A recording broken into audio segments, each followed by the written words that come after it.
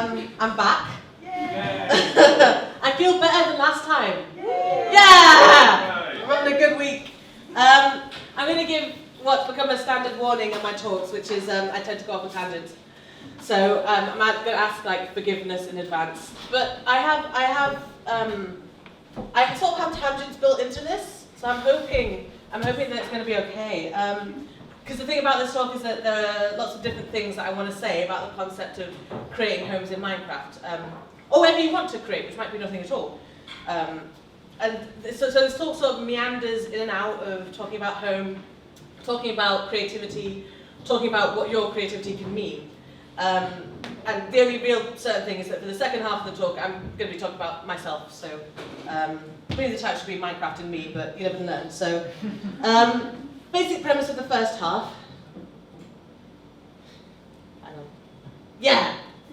Okay. So this picture was inspired by a party I was at. We were talking about how Frankenstein is totally gay. But anyway, so that is the theory. What you create could be a reflection of you. So maybe in this case, Frankenstein is showing that he's sort of a controlling, horrible scientist.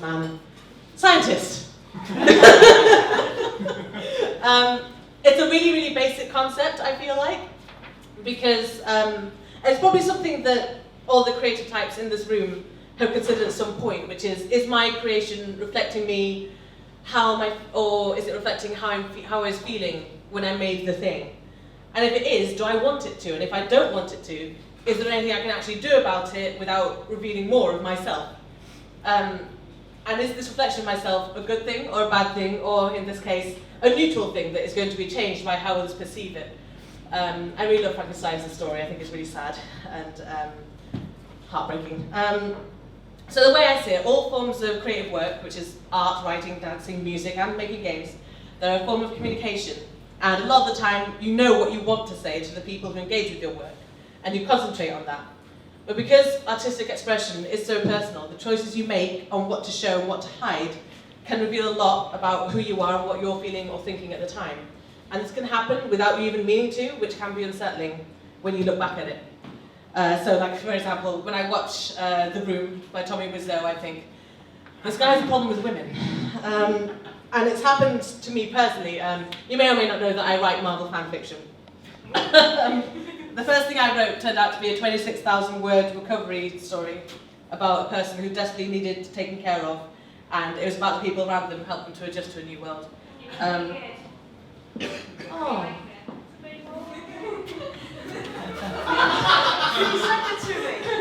Okay, this talk is already like I should have given a warning. This talk is going to be talking about me and personal stuff, and so this is already okay, I'm going to be fine.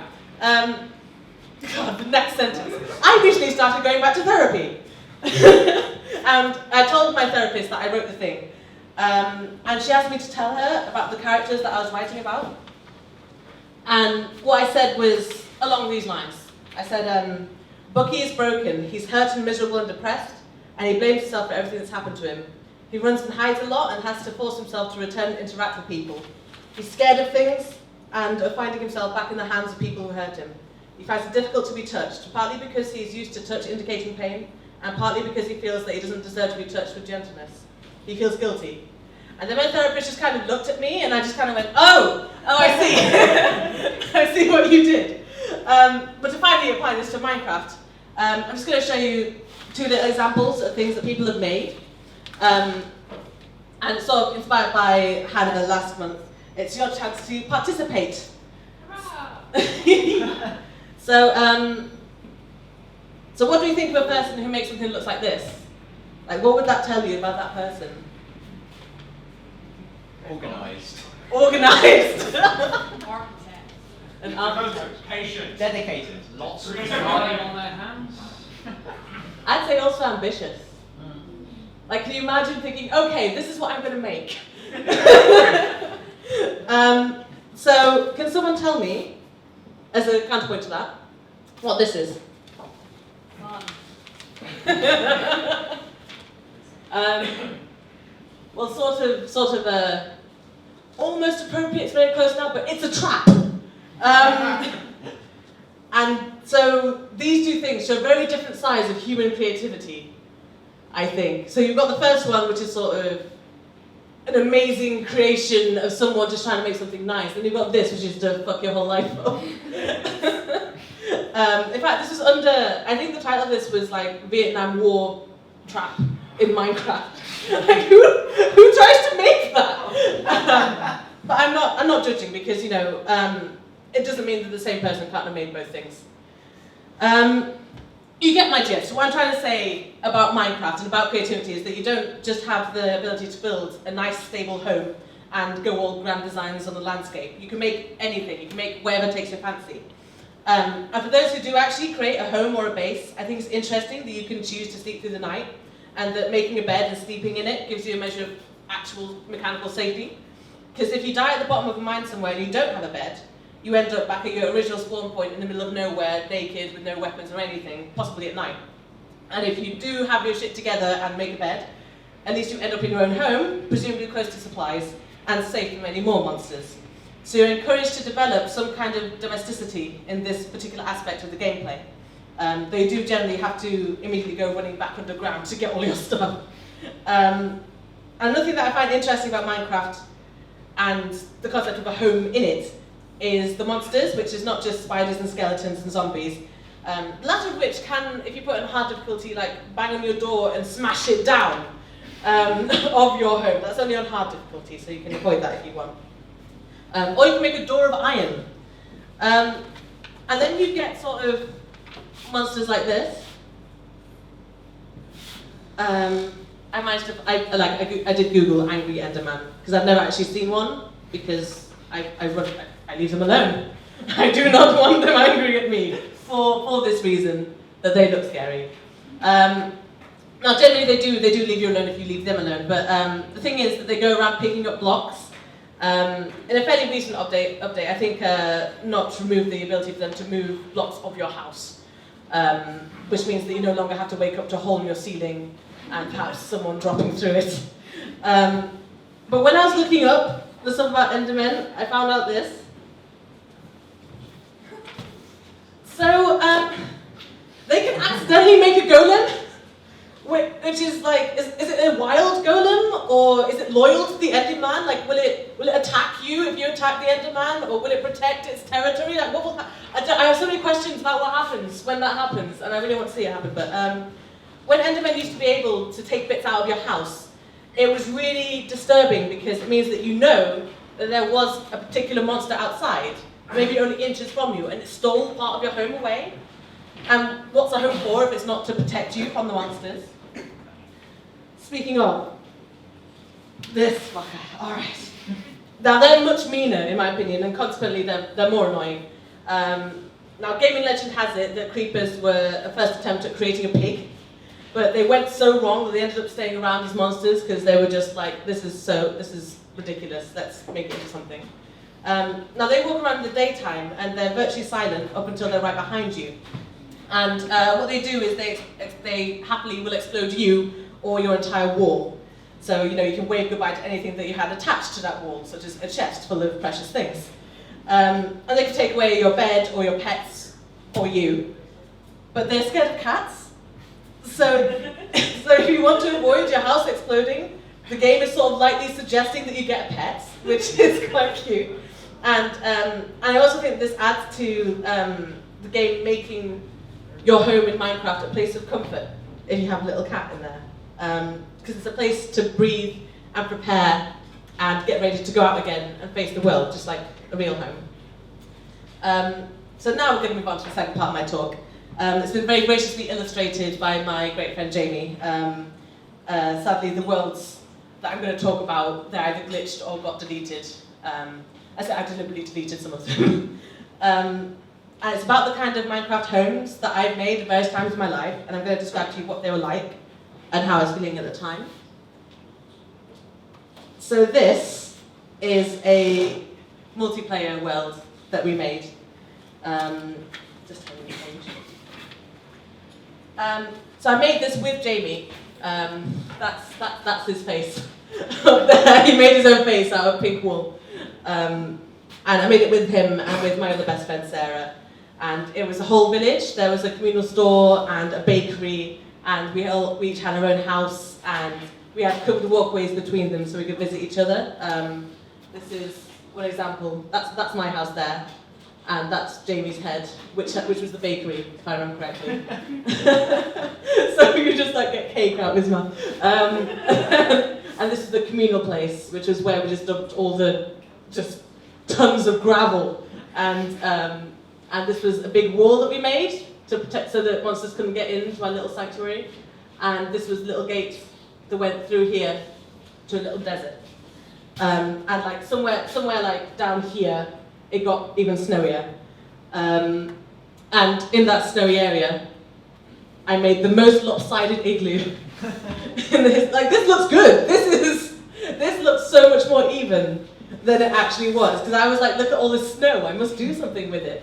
And this drawing does not do justice to how badly I handle curved shapes in Minecraft. Like, I was looking at it like, okay, so I put this there, and I put this there, and I put this there, and then if I just do it like this, and then it was terribly, terribly made. It was the most hideously off-kilter structure. But like, look at my little face. I'm like, Jamie. That's so innocent. And then we had this really big project. It was a 100 by 100 pyramid. We spent weeks on it. And once it was done, Jamie started making a maze in it. And I went in it and I solved it in like 2 minutes. And he was like, damn, I've got to make this harder. You know, shove some lava in there. But for me, the point wasn't that we'd made this huge landmark, which, by the way, like when it was like half built, monsters would start materializing in the air above us and falling down. And sometimes they would materialize just above you, and then you'd be like, whoa, okay. So we had to like, there was really haphazard torches everywhere, and there were certain areas that were really dark, and you'd see things coming out of there, like, oh, I've got to go fight that, and then put a torch down. Anyway, for me, the point wasn't that we made this thing, it was that we spent hours and hours on Skype to each other as we were making it, just talking about our days and chatting. Because you see, Jamie has been my best friend since we were 7, and Sarah, who brought me wine and chocolate on my first night of university when my then boyfriend broke up with me. She brought Pringles as well, because she was like, I brought wine and chocolate and Pringles, so I don't know what you want. And she didn't know me. she just came to my room because I was really upset. And then I was on MSN with the guy, and she was like, oh, he's a dick. Oh. So she's my best friend as well. But at the time that we made this, which was around 2011, they both lived really far away from me at the time.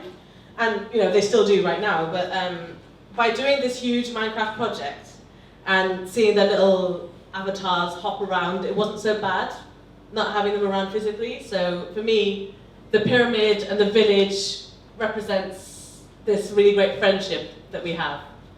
And then we have this one. This is a single player world that I made. At the time, a different partner had just broken up with me. And he'd gone off with someone else, and it was also about 9 months after my dad had died. And when I made this new world, I landed in a desert wasteland. And it sort of fitted my mood, and I thought, I'm going to make a giant sandcastle. But as you can see, what it actually turned into was a fortress. In addition to like the row of cacti and the lava, there was also an actual water moat as well. And I got myself a bunch of dogs. I had 7 or 8 dogs, and I kept making little puppies and just growing a little dog horde. And and I took them everywhere with me. Although I had to make a little wall so that they wouldn't fall and get stuck in the cacti when I tried to bring them in the house. And eventually, I think I just like sat them all down in the house, and I was like, "You're not going anywhere with me." And yeah, so I took all my dogs everywhere, and somewhere over here there was a huge mountain, and beyond the mountain was a big grassy area with sheep and pigs and all the things you need. And I set myself to knocking down the entire mountain, just for ease of access, so I just had a straight route to go through. Now, I'm not going to go into the logic of knocking down a mountain when you can make a tunnel. But to recap, like, I didn't want anyone or anything getting inside. I had a lot of defenses up, and my main task in this world was single-mindedly destroying something that was in my area. And as soon as I cleared it all out of the way, I felt lost in the world and I didn't know what I was doing there anymore. And I feel like that definitely reflects my state of mind at the time. And then this is, this is my current world, basically, and it does actually look like that. I am actually facing a hill where water's coming out of one side and lava's coming out of the other. And it's really beautiful, you know, in this very square way. And I made this earlier this year, because this year I'm in a really happy relationship, and I'm in a job I enjoy, a company I can tolerate, and it gives me enough money to live on. So, and I have a flat to myself, and I have a whole bunch of new friends. Some of them are here, and I have a lot of people that I regard as family, even though we're not actually related. And my home here is a full-on farm with dogs and cows and chickens and sheep and wheat and pumpkins and another pack of dogs. And this a pretty amazing view. And I like this giving me a cup of coffee or something there as well. You see little steam coming off it. And further on down the hill, there's this river, and it leads to other islands with horses and rabbits and more dogs. And I have a boat to explore those little islands, and I have a fishing rod, and I have everything. And then recently I abandoned it. And I went on my own little adventure. Again, I'm seeing a theme here. I took my dogs with me again. I want a dog. I want a dog. And like, it might look like I'm running away from civilization, or that I've left all my safeness, my safety, my safe haven behind. But heading out into the unknown and trying to find new horizons and a new way of being could be a really good thing. Now, originally that's where my talk ended, but last night I opened up Minecraft again to get some screenshots to show you where I actually am in my current world. And where it turned out to be was underground with all my dogs, and I thought, it was night and there was a storm, and I thought, let me brave it, go outside, see if I can get some shots and have a wander. And I promptly got blown up. And I woke up back in my house without my dogs. They did not teleport with me. And I'm so annoyed. And that's why you get this picture instead of an actual screenshot of where I was. And also because I slept through my alarm this morning. So, you know, sometimes being comfortable is okay, because you might get blown up. But purposefully taking yourself out of your comfort zone is okay too. And Minecraft gives you the option to choose whether to settle down or to risk everything and go wandering, which I think is great. And that's me.